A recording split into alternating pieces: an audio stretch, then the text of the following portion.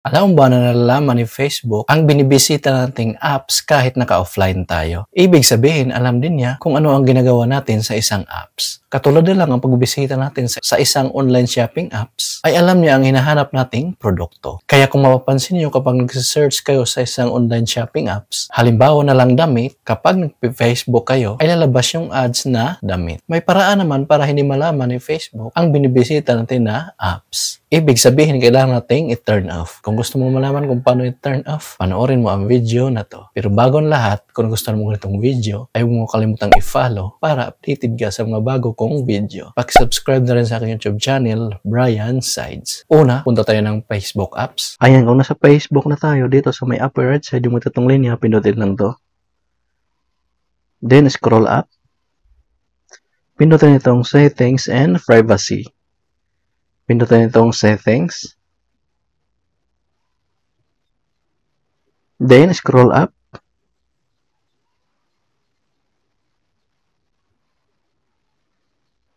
Then, under sa Your Information, pindutin lang tong Off Facebook Activity. Then, Review your Off Facebook Activity in Account Center, pindutin lang tong Continue.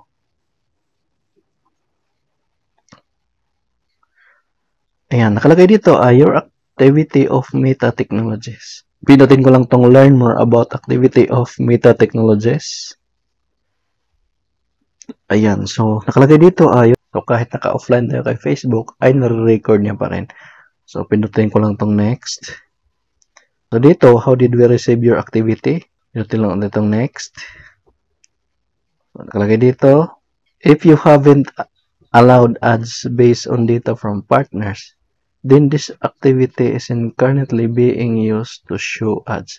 So, ito yung sinasabi ko na once na naka-turn on to, kunwari nagsa-search ka sa shopping site ng sapatos. Then, pagbalik mo sa Facebook, ay bigla ka na lang magtataka bakit may ads na lumalabas na about sa sapatos. So, kasi nga, nalalaman ni Facebook kung anong sinesearch natin sa ibang apps.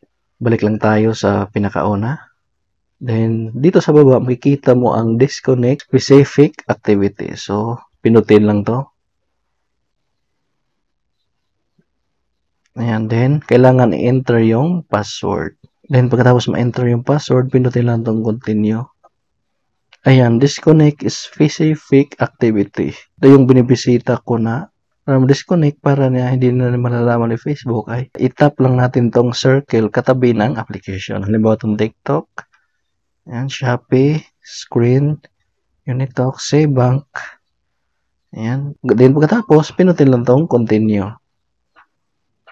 Ayan. Then pagkatapos, pinutin lang tong confirm. Ayan, activity disconnected. Then back lang natin. I-close ko lang to.